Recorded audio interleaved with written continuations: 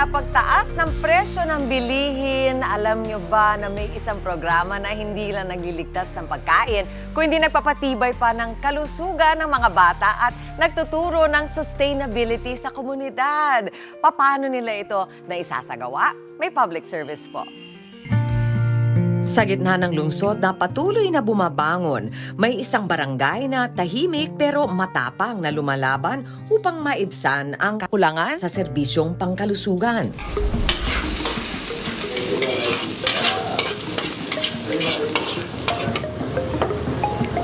Dito sa makulay na komunidad ng Quezon City, may mga kabataang handang maglaan ng oras para sa kanilang mga kabarangay.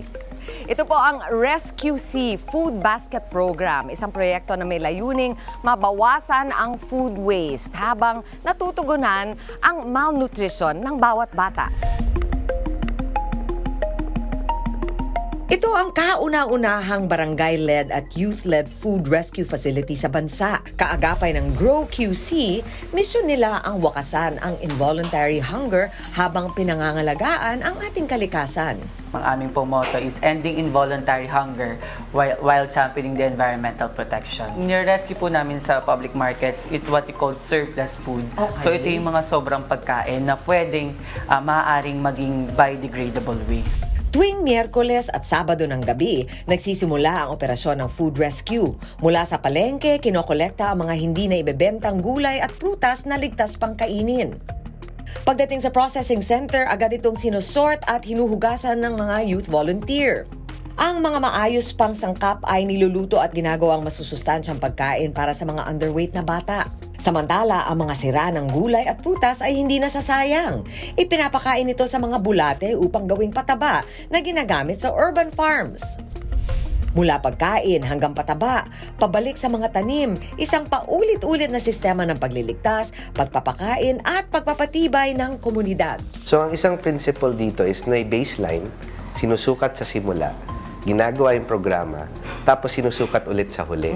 Pangalawa, pag na-execute, nire-report back. May resibo! May resibo, di ba? Yan ang ano ngayon.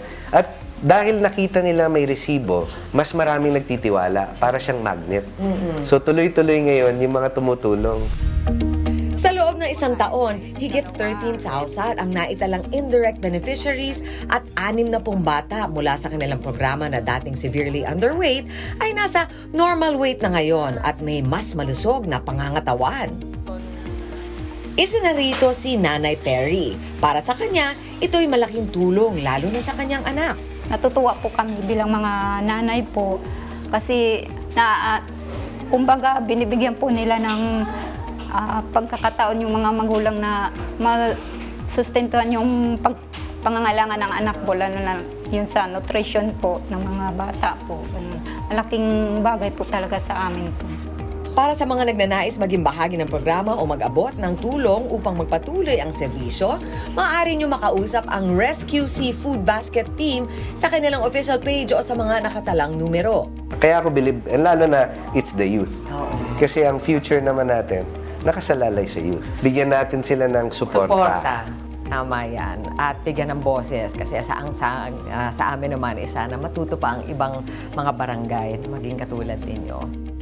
Sa pagsulong ng Sustainable Development Goal number 2, ang Zero Hunger pagdating ng 2030, mahalaga ang mga programang may konkretong solusyon laban sa gutom at kulang sa nutrisyon. At ang mga ganitong inisyatiba ay patunay na kapag sama-sama ang komunidad, may pag-asang maabot ang layuning ito. Dahil kahit sino ka, taga saan ka man, deserve mo to. Public service po. Mga kapatid, Angela Lagunsad Castro po para sa komprehensibo at makabuluhang balitaan at talakayan. Mag-follow at subscribe na sa social media pages ng News 5.